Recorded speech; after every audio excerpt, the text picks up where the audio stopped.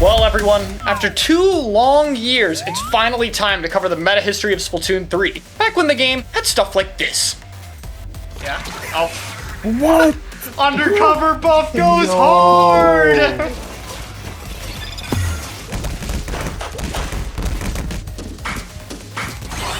I got a lot to cover in this first episode back, with a lot more time and some actual prep work. I hope this can be an even higher quality story as we go back to the beginning of Splatoon 3. Be sure to subscribe if you want to see more meta history videos from me, and consider becoming a member to help support the channel. Let's take a journey back.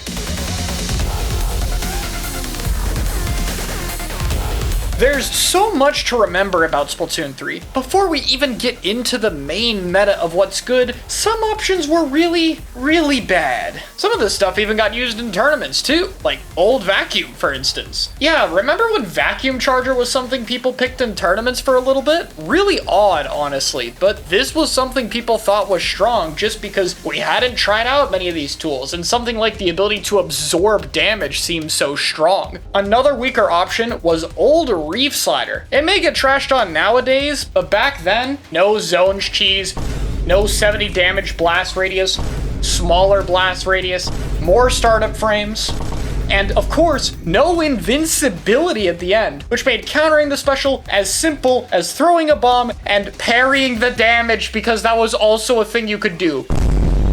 You could also do it with Ink Vac. However, one of the options people might not remember is Jetpack. Seriously, go back into Splatoon 2 and use the old Inkjet boost that was there at the start of Splatoon 3. It feels so bad nowadays, considering just how amazing the one we have now is, let alone the tiny blast radius it used to have. However, most things that were weaker at the start of Splatoon 3 weren't really because of any form of normal game data, but more because of bugs.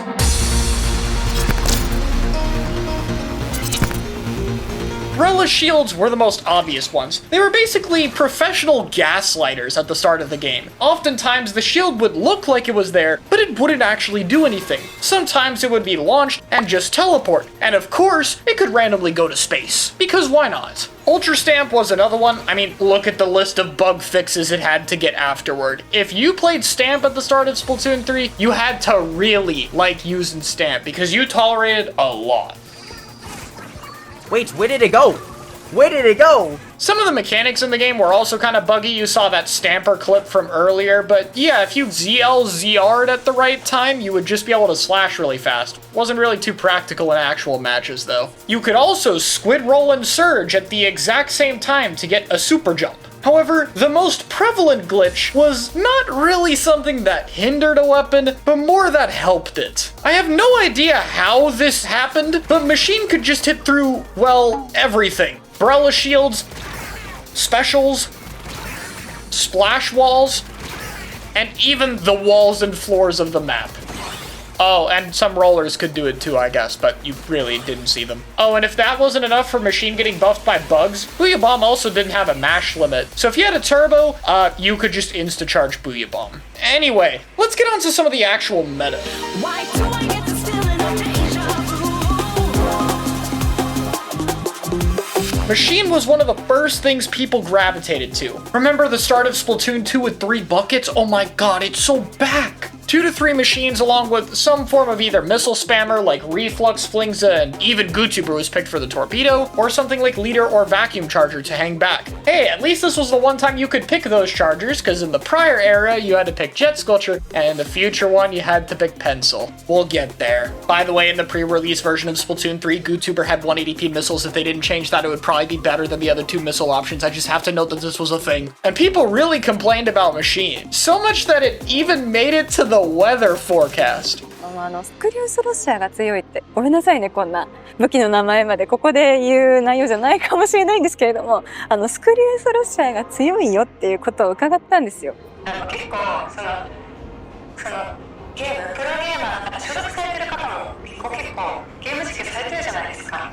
その情報によりますとスクリュースロッシャーが強いと塗りも強いし当てる判定も結構幅が広くて当てやすいだから倒しやすいってことですよね。スクリュースロッシャーで今頑張ってます。 And honestly, in the early days, people really didn't have a good handle on what's good. Here's my first tier list for Splatoon 3. I made this knowing it was gonna be bad, but wow. Look at this ranking. This is all over the place. So what made Machine so strong? Outside of, not being nerfed into the ground by then, the weapon kit made it incredibly easy to run multiple of itself. Fizzy Bomb was naturally synergistic in covering the weapon's paint and special output, and that charged a Booyah Bomb, the strongest version of it we've ever had since, of course, you could insta-mash it. This meant that Machine was incredibly good at fighting, controlling space, while still having a kit that's good enough at turfing the floor to make up for most of its weaknesses. That made it stack particularly well with itself, which is another factor of how few weapons and good kits there were at the start of the game, which quickly added up to making 2 to 3 Machine very popular. There were still options to deal with these comps though. Most notably would be some kind of dive composition, something like Tetradually, which would be pretty prominent for a while as the main quick respawn option to run down, constantly pick fights, and turn people around, while being able to get kills if it wasn't respected. It was typically ran with something like Dually, Junior, and Heavy. Heavy and Junior would be a bit more sustainable, and the bubble would give you a new option to jump back in, while the Dually and Tetra would basically hold forward. But in a nutshell, these weapons were all very quick at being able to move in and very self-sufficient at taking their own fights, which tries to exploit the one thing Machine was still bad at back then, which is its speed. Machine didn't have a fast time to kill, and Fizzy Bomb was a bit of a slow sub to use, so comps that could be able to run forward and take space more effectively could force Machine to burn a lot of its resources too early, or just take too many team fights for it to be able to deal with. However, without Cooler being the monster of a special that it is now, this was still a very early stage of dive that was a lot more tricky to pull off, which means for a while, this style would manage to thrive, not really being something people would enjoy. Overtuned Machine, a lot of fizzy spam, and S2 missiles that were essentially just actually better than they were before, since bomb defense was changed into sub defense, so there was no way to prevent it from doing 30 and 50 damage respectively. Very important combo numbers. I even have a video analyzing an area cut from back then if you want to know more about this era. Eventually though, we got to patch 1.2.